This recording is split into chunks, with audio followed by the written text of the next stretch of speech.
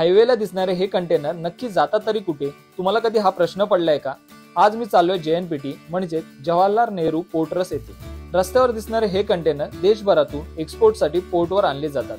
दोन प्रकारे एक्सपोर्टसाठी कंटेनरची custom clearance process केली जाते, ज्यात एका प्रोसेसमध्ये वेगवेगळा माल एक्सपोर्टसाठी एका ठिकाणी आणला जातो. त्यानंतर त्या मालाचं व्हेरिफिकेशन होतं, पेपरवर्क केलं जातं आणि तो माल कंटेनरमध्ये भरला जातो.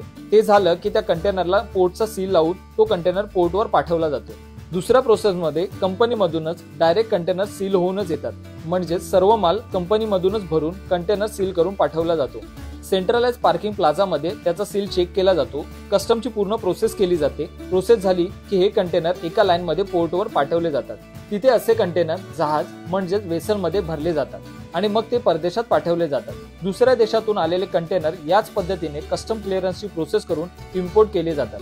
ही सर्व प्रोसेस खूप टाइम टेकिंग आहे. यात खूप पेपरवर्क